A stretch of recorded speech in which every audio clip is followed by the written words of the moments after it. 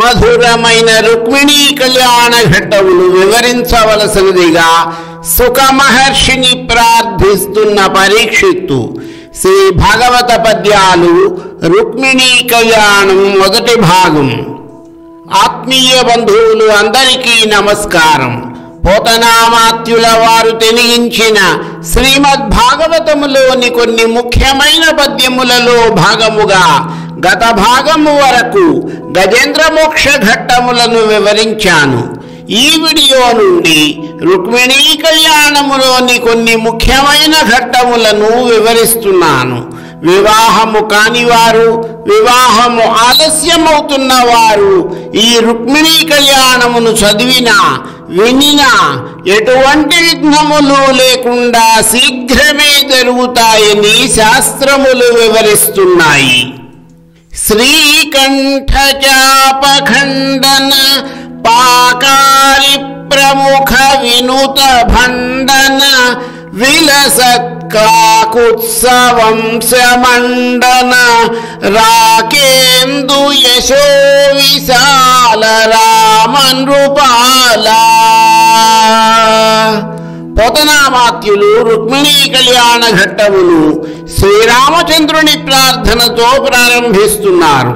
శ్రీరామచంద్ర, నీవు శివధనుస్సు విరిచిన వాడవు. ఇంద్రుడు మొదలైన దేవతల ప్రశంసలనందుకునేలా యుద్ధం చేసిన వాడవు. ప్రసిద్ధమైన కాకుత్సవంశానికి అలంకార ప్రాయుడవు. షోడశ కళా ప్రపూర్ణుడైన పూర్ణచంద్రుని వలె కీర్తి మెండుగా వ్యాపించిన వాడవు. ప్రజారంజకంగా పాలన చేసే మహారాజుని.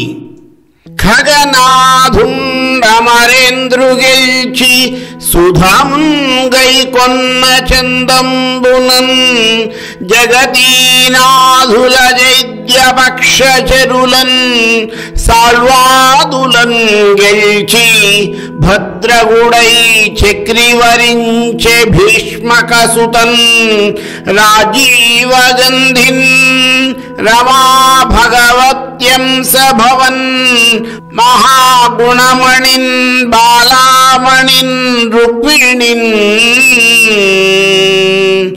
ఏ విధముగా పూర్వము గరుత్మంతుడు ఇంద్రుడిని గెలిచి అమృతమును గ్రహించినట్లు శిశుపాలుని వైపు ఉన్న రాజులందరినీ గెలిచి శ్రీకృష్ణుడు రుక్మిణిని వివాహమాడాడు.